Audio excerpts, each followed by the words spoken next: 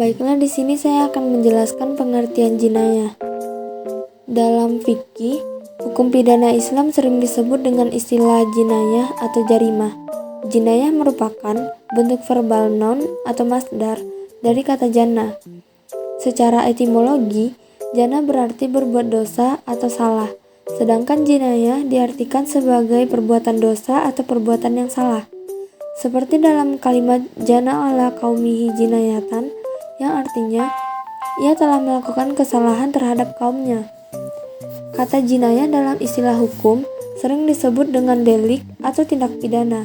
Secara terminologi, kata jinayah mempunyai beberapa pengertian. Seperti yang diungkapkan oleh Abdul Al-Qadir Audah, jinayah adalah perbuatan yang dilarang oleh syara, baik perbuatan itu mengenai jiwa, harta benda, atau yang lainnya. Sedangkan jinayah menurut Said Sabiq, bahwa kata jinayah menurut tradisi syariat Islam ialah segala tindakan yang dilarang oleh hukum syariat untuk melakukannya. Perbuatan yang dilarang ialah setiap perbuatan yang dilarang oleh syariat dan harus dihindari, karena perbuatan ini menimbulkan bahaya yang nyata terhadap agama, jiwa, akal, harga diri, dan harta benda. Dari pendapat di atas, dapat disimpulkan bahwa jinayah merupakan hukum pidana yang didapat oleh seseorang karena melakukan perbuatan dosa atau melakukan kesalahan yang dilarang oleh hukum syariat untuk melakukannya. Tujuan jinayah adalah untuk melanggar hukum dan merugikan orang lain atau masyarakat umum. Ruang lingkup jinayah sangat luas dan mencakup berbagai jenis kejahatan. Beberapa contoh ruang lingkup jinayah meliputi: yang pertama, kekerasan fisik, termasuk serangan, penganiayaan, pembunuhan, pemerkosaan, dan penganiayaan anak. Yang kedua, kejahatan seksual, meliputi pemerkosaan, pelecehan seksual, perdagangan manusia, dan pornografi anak. Yang ketiga, kejahatan properti, termasuk pencurian, perampokan, penipuan, penggelapan, dan pembakaran. Yang keempat, kejahatan narkotika, melibatkan produksi, penyeludupan, penyalahgunaan narkotika, dan obat terlarang. Yang kelima, kejahatan korporasi, melibatkan tindakan ilegal oleh perusahaan atau organisasi, seperti penipuan keuangan, penggelapan pajak, pelanggaran lingkungan, dan penyuapan. Yang keenam, kejahatan cyber, termasuk penipuan online, pencurian identitas, serangan cyber, dan penyebab virus komputer. Yang ketujuh, kejahatan terorganisir, melibatkan kelompok kejahatan yang terorganisir seperti perdagangan narkoba, perdagangan manusia, pencucian uang, dan pemerasan. Yang ke-8, kejahatan terhadap kemanusiaan, termasuk genosida, kejahatan perang, dan kejahatan terhadap hak asasi manusia. 9. Kejahatan jalanan, melibatkan tindakan kriminal di tempat umum seperti perampokan, penyerangan, dan pemerasan. Yang ke-10, kejahatan lingkungan, melibatkan pelanggaran terhadap undang-undang lingkungan yang merusak alam dan mengancam keberlanjutan lingkungan. Penegakan hukum dan sistem peradilan bertujuan untuk menangani dan menghukum pelaku kejahatan, serta melindungi masyarakat dari ancaman kejahatan. Berikutnya yaitu asas-asas jinayah. Asas-asas jinayah itu terbagi 5. Yang pertama, asas legalitas. Asas legalitas dalam Islam bukan berdasarkan pada akal manusia, tetapi dari ketentuan Tuhan. Prinsip legalitas ini diterapkan paling tegas pada kejahatan-kejahatan hudud. Pelanggarannya dihukum dengan sanksi hukum yang pasti. Yang kedua, asas amar ma'ruf nahi munkar. Menurut bahasa, amar ma'ruf nahi munkar adalah menyuruh kepada kebaikan, mencegah dari kejahatan. Islam memberikan kebebasan bagi setiap penganutnya. Kebebasan individual berupa penentuan sikap atas perbuatan sesuatu atau tidak. Namun demikian, Islam tetap memberikan batasan nilai. Setiap individu berhak menentukan sendiri sikapnya. Namun, kebebasan atas kemerdekaan seseorang tersebut tetaplah dibatasi oleh kebebasan dan kemerdekaan orang lain. Yang ketiga, asas teritorial. Menurut konsepsi hukum Islam, asas teritorial yaitu hukum pidana Islam hanya berlaku di wilayah di mana hukum Islam diberlakukan. Aturan-aturan pidana Islam hanya berlaku secara penuh untuk wilayah-wilayah negeri Muslim. Yang keempat, asas material. Asas material hukum pidana Islam menyatakan bahwa tindak pidana ialah segala yang dilarang oleh hukum, baik yang bentuk tindakan yang dilarang maupun tidak melakukan tindakan yang diperintahkan, yang diancam hukum. Dan yang terakhir, ada asas moralitas. Ada beberapa asas moralitas, yaitu pertama, asas Adamul Uzri, yang menyatakan bahwa seseorang tidak diterima pernyataannya bahwa ia tidak tahu hukum. Yang kedua, asas Rufiul Kalam, yang menyatakan bahwa sanksi atas suatu tindakan pidana dapat dihapuskan karena alasan-alasan tertentu, yaitu karena pelakunya di bawah umur, orang yang tertidur, dan orang gila. Yang ketiga, asas Al-Khat wa Nisyan, yang secara harfiah berarti kesalahan dan kelupaan. Asas ini menyatakan bahwa seseorang tidak dapat dituntut pertanggungjawaban atas tindakan pidananya jika ia dalam melakukan tindakannya itu karena kesalahan atau karena kelupaan. Dan yang terakhir, asas Sukut al-Uqubah, yang secara harfiah berarti gugurnya hukuman. Asas ini menyatakan bahwa sanksi hukum dapat gugur karena dua hal. Pertama, karena si pelaku dalam melaksanakan tindakannya melaksanakan tugas. Yang kedua, karena terpaksa. Pelaksanaan tugas dimaksud di sini adalah seperti tugas eksekusi Qisas atau Algojo, dokter yang melakukan operasi atau pembedahan, keadaan terpaksa yang dapat menghapus sanksi hukum seperti membunuh orang dengan alasan membela diri dan sebagainya. Yang berikutnya yaitu hikmah jenayah. Yang pertama, pelajaran dan pertaubatan. Jinayah dapat memberikan pelajaran dan kesadaran terhadap kesalahan yang telah dilakukan. Ini dapat merangsang individu untuk bertaubat, memohon pengampunan, serta berusaha memperbaiki diri. Selanjutnya, membersihkan diri dan masyarakat. Hukuman atas jinayah dapat berperan sebagai bentuk pembersihan, baik bagi individu yang bersangkutan maupun masyarakat secara keseluruhan. Hal ini diharapkan dapat menjaga kebersihan moral dan etika di dalam masyarakat. Yang ketiga, perlindungan masyarakat. Menegakkan hukum atas jinayah dapat berfungsi sebagai langkah-langkah perlindungan terhadap masyarakat. Hal ini dapat membantu mencegah penyebaran perilaku yang dapat merugikan atau membahayakan orang lain. Selanjutnya, keadilan dan keseimbangan. Hukuman yang dijatuhkan atas jinayah seharusnya bersifat adil dan seimbang, sesuai dengan prinsip-prinsip keadilan. Ini dapat membantu menjaga keseimbangan dalam masyarakat dan menjamin bahwa setiap individu memperoleh hak-haknya. Dan yang terakhir, pertahankan nilai-nilai moral dan agama. Menindak jinayah dapat membantu mempertahankan nilai-nilai moral dan agama yang dipegang oleh suatu masyarakat atau komunitas. Ini dapat merangsang kepatuhan terhadap ajaran agama dan nilai-nilai etika. Kisah secara literal merupakan kata turunan dari kasa, yakusu, kasan, wa kasasan, yang berarti menggunting, mendekati, menceritakan, mengikuti, dan membalas. Sedangkan secara istilah, Ibnu Manzur di dalam kitabnya Lisan al-Arab menyebutkan suatu hukuman yang ditetapkan dengan cara mengikuti bentuk tindak pidana yang dilakukan, seperti membunuh dibalas dengan membunuh.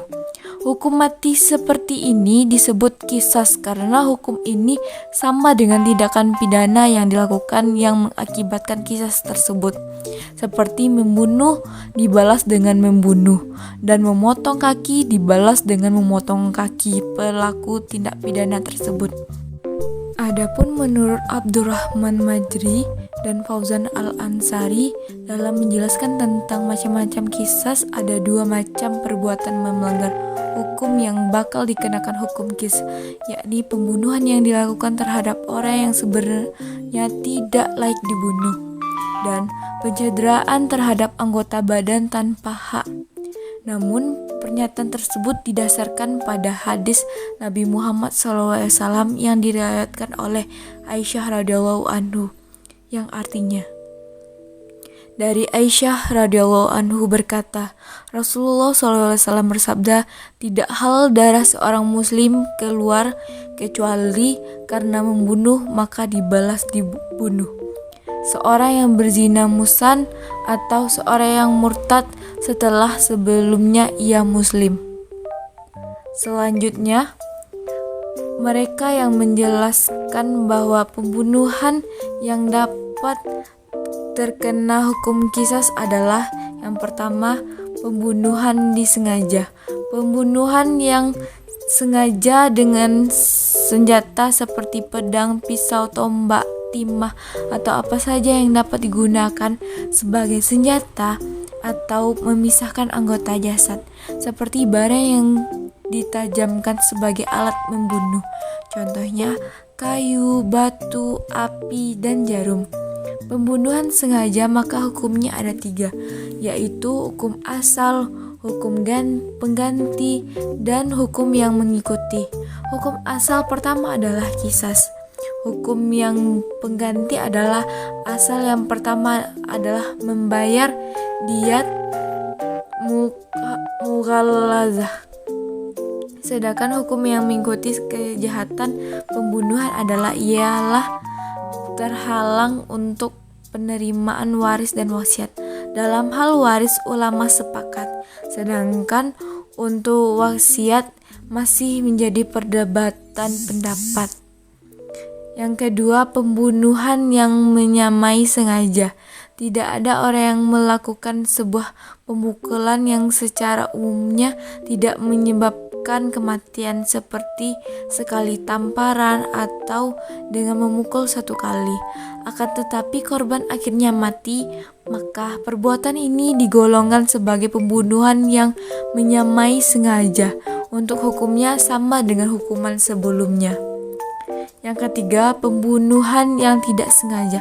Pembunuhan yang tidak sengaja adalah pembunuhan yang tidak disertai niat pembunuhan sama sekali. Seperti melempar sesuatu yang disangka hewan buruan, ternyata manusia. Kesalahan tersebut dikembalikan kepada hati itu sendiri, yaitu niat. Namun untuk hukumnya ialah hukum asal dan hukum mengikuti. Yang keempat, mencederai dengan sengaja. Mencederai dengan sengaja dibagi menjadi 4 kategori. Yang A, pencederaan terhadap anggota tubuh.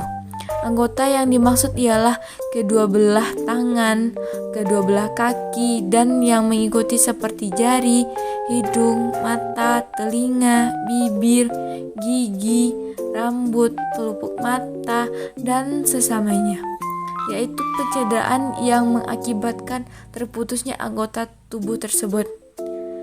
Yang B, pencederaan terhadap anggota dengan hilangnya manfaat anggota tersebut. Yang C, pencederaan luka terhadap selain kepala.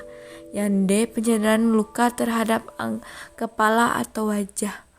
Hukumnya bagi kategori pertama adalah qisas atau membayar diyat.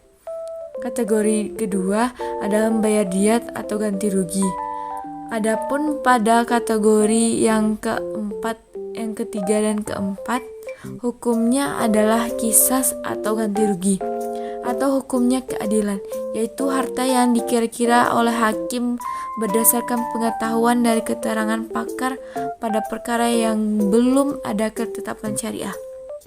Yang kelima, kecederaan dengan tidak sengaja. Pencederaan dengan tidak sengaja adalah pelaku berniat untuk melakukan perbuatan tertentu tapi tidak dengan niat permusuhan, seperti orang yang meletakkan batu di jendela tanpa sengaja batu jatuh terkena kepala orang sehingga pecah dan terlihat tulang kepala, atau seperti orang yang terjatuh di atas orang yang tertidur menyebabkan tulang rusuk orang tadi patah. Materi terakhir yaitu hudud dan takzir. Yang pertama adalah jarimah hudud. Jarimah hudud adalah jarimah yang paling serius dan paling berat dalam hukum pidana Islam. Ia adalah bentuk jarimah terhadap kepentingan publik. Namun demikian, tidak berarti bahwa jarimah hudud tidak mempengaruhi kepentingan pribadi sama sekali. Ciri khas dari jarimah hudud adalah pertama, hukuman tertentu dan terbatas, dalam arti bahwa hukuman tersebut telah ditentukan oleh syarak dan tidak ada batas minimal dan maksimal. Yang kedua, hukuman tersebut merupakan hak Allah semata-mata, atau kalau ada hak manusia di samping hak Allah, maka hak Allah lah yang lebih dominan. Oleh karena hukum had merupakan hak Allah, maka hukuman tersebut tidak dapat digugurkan oleh perseorangan, baik yang menjadi korban atau keluarganya, ataupun masyarakat yang diwakili oleh negara. Yang tergolong ke dalam jarimah hudud ada 7 macam. Yang pertama, zina. Yang kedua, murtad. Yang ketiga, pemberontakan. 4, tuduhan palsu telah berbuat zina. Yang kelima, pencurian. Yang keenam, perampokan. Dan yang terakhir adalah minum minuman keras. Pembahasan selanjutnya yaitu jarimah takzir. Jarimah takzir adalah jarimah yang diancam dengan hukuman takzir. Pengertian takzir menurut bahasa ialah ta'dib, artinya memberikan pelajaran atau pengajaran.